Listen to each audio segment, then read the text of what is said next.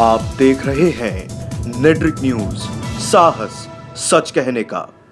नमस्कार, आप देख रहे हैं नेट्रिक न्यूज और आपके साथ मैं हूं दीप्ति द्विवेदी। आतंकी मसूद अजहर को ग्लोबल आतंकी घोषित करने के प्रस्ताव पर चीन ने एक बार फिर अड़ंगा लगा दिया है। फैसले से कुछ घंटे पहले चीन ने वीटो का इस्तेमाल कर पाकिस्तान के दुलारे मसूद को बचा लिया। चीन ने दलील दी कि हम बिना सबूतों के कार्रवाई के खिलाफ हैं, इसलिए अभी हमें जांच के लिए थोड़ा और वक्त चाहिए। आपको बता दें कि 10 साल में ये चौथी बार है जब चीन ने यूएनएससी में मसूद को बचाया है। यूएनएससी के अस्थायी सदस्यों अमेरिका, ब्रिटेन और फ्रांस ने मसूद को ग्लोबल आतंकी घोषित करने का प्रस्ताव रखा था। सुरक्षा परिषद के 15 सदस्य देशों के पास आपत्ति दर्ज कराने के लिए 13 मार्च तक का वक्त था। मियाद खत्म होने के ऐन पहले चीन ने प्रस्ताव को तकनीकी आधार पर होल्ड करने की सूचना परिषद को दी।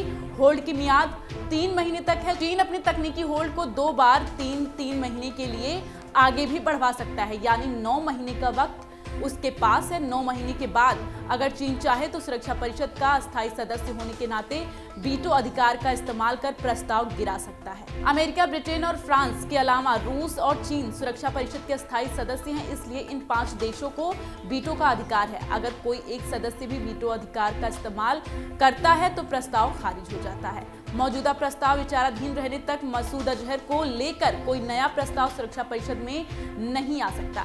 इससे साफ है कि चीन ने एक बार फिर मसूद को कम से कम 9 महीने के लिए ग्लोबल आतंकी के फहरिस्त में शामिल किए जाने से बचा लिया है और ऐसा करके चीन ने एक बार फिर हिंदुस्तान के पीठ में छुरा घोंपा है। देश के सबसे बड़े दुश्मन मसूद अजहर को वो संयुक्त राष्ट्र से बचाकर फिर ले गया, जिसके बाद मोदी सरकार ने चीन की चालबाजी पर दुख जाहिर किया है। भारत सरकार पिछले कई सालों से मसूद अजहर को ग्लोबल आतंकी घोषित करवाने के लिए संयुक्त राष्ट्र सुरक्षा परिषद में अपील कर रहा है, लेकिन हर बार उसे चीन बचा लेता है। तो साथ ही आपको ये भी बताते चलते हैं कि अगर मसूद अजहर ग्लोबल आतंकी घोषित हो जाता तो क्या होता उसके साथ। ग्लोबल टेररिस्ट घोषित होने के बाद मसूद अजहर किसी भी देश में यात्रा नहीं कर पाता।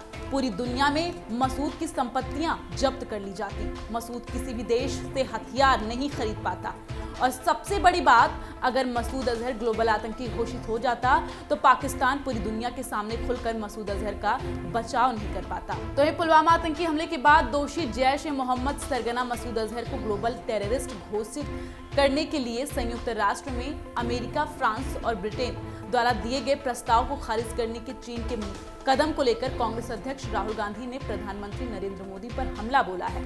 उन्होंने कहा कि पीएम मोदी चीन के सामने कमजोर साबित हुए हैं और चीनी राष्ट्रपति शी जिनपिंग की कार्रवाई के खिलाफ कुछ नहीं बोल रहे हैं। राहुल गांधी ने कहा कि कमजोर मोदी चीन के राष्ट्रपति से डर गए हैं और उन्होंने चुप्पी साध ली है। ट्वीट करते हुए उन्होंने 3 पॉइंट के जरिए पीएम मोदी पर शब्दों से वार करते हुए कहा, नमो चीन की डिप्लोमेसी। नंबर 1, गुजरात में चीन के राष्ट्रपति शी जिनपिंग के साथ घूमना फिरना। नंबर 2 पॉइंट उनका ये है, दिल्ली में चीनी राष्ट्रपति के गले लगना। और नंबर 3, चीन में शी जिनपिंग के आगे झुक जाना। वहीं कांग्रेस प्रवक्ता रणदीप सुरजेवाला ने ट्वीट कर क्या कहा, ये भी देखिए उन्होंने क्या लिखा है। आज फिर आतंकवाद के खिलाफ लड़ाई को चीन पाक गठजोड़ ने आघात पहुंचाया है। 56 इंच की हक डिप्लोमेसी और झूला झुलाने के खेल के बाद भी चीन पाकिस्तान का जोड़ भारत को लाल आंख दिखा रहा है। एक बार फिर एक विफल मोदी सरकार की विफल विदेश नीति उजागर हुई। फिलहाल के लिए इतना ही, लेकिन देश दुनिया की तमाम खबरों को जानने के लिए आप बने रहिए नेट्रिक न्यूज के साथ और खबरों की ताजा अपडेट के लिए सब्सक्राइब करें हमारे चैनल नेट्रिक न्यूज को। नमस्कार। हमारे साथ जुड़े रहने के लिए हमारे YouTube चैनल को सब्सक्राइब करें, साथ ही बेल आइकन को दबाएं। नेट्रिक न्यूज की खबरें सबसे पहले देखने के लिए।